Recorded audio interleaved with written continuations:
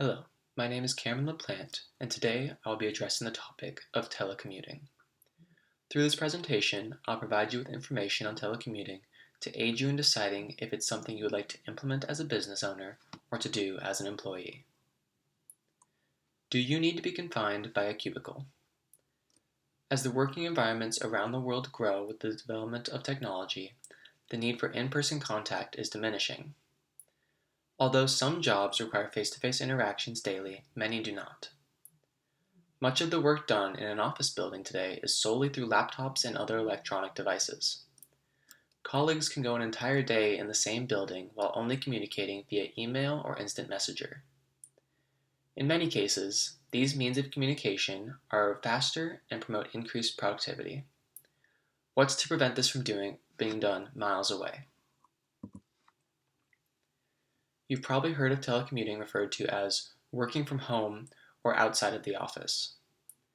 It is defined by businesses as any time in which an employee conducts their usual work from a location other than the office. This is accomplished through the use of company or personal devices over the internet, video chat, or phone call. In many cases, businesses are willing to provide telecommuters with company devices for use from home. This is a benefit to employees as it allows them to keep their personal devices entirely separate from work. Telecommuting is often backed by an agreement between the employee and the business. In this agreement, terms are laid out to ensure work is still conducted properly and on schedule.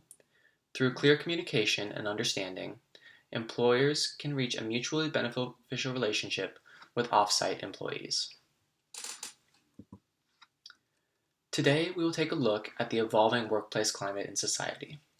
Next, I will go over some of the pros of telecommuting and how it may benefit a person or business. Following this, it is important that we consider the drawbacks and weigh the risk with the reward.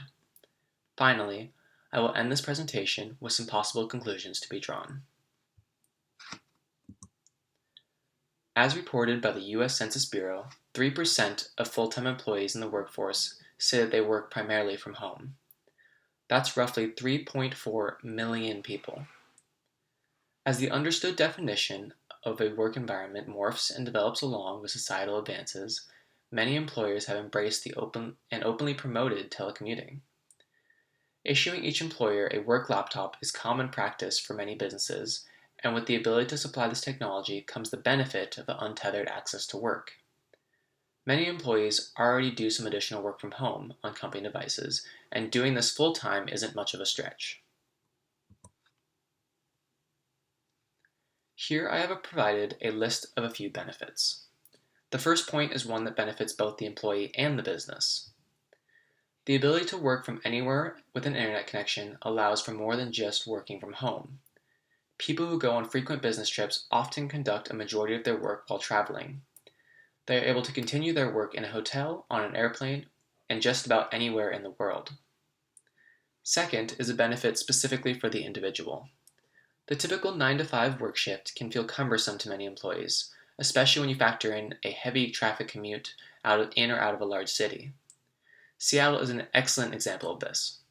When the majority of employees in Seattle work standard shifts and are off at 5, traffic quickly builds up and can become a cumbersome nightmare. Working from home allows many employees more flexible hours and releases them from the weight that is commuting in traffic. Next on our list is the comfortable work environment. Office buildings were not built for comfort, and that's abundantly clear when you consider the small cubicles and uncomfortable office chairs. Those that work from home are in a familiar environment designed to their specific tastes. This ties right into the following point, as a comfortable environment can greatly increase productivity and overall happiness. Finally, a great benefit to the employer is the preservation of resources. With fewer people coming into the office daily, expended resources, including space and electricity, are reduced. Now it's time to consider some potential drawbacks. For one, telecommuting isn't right for everyone. It takes self-discipline to stay on task and keep yourself accountable. While many can handle this, some can struggle. Next, although the ability to work from anywhere is certainly a pro, the reliance on consistent and reliable internet can be a potential hazard. Without internet, employees are restricted in what they can accomplish outside of the office. The final 2 points are somewhat connected. Working remotely reduces in-person interactions and can greatly limit the opportunities to network with others within your job and field. From the information that I've provided, it's clear that telecommuting is growing. And thanks to the popularity and development in technology, employers have begun to support it further. Not only is it beneficial to employees, but it can also have many benefits for businesses and allow companies to grow. Telecommuting is growing rapidly, and as it continues to be embraced, it will only become more popular and common practice.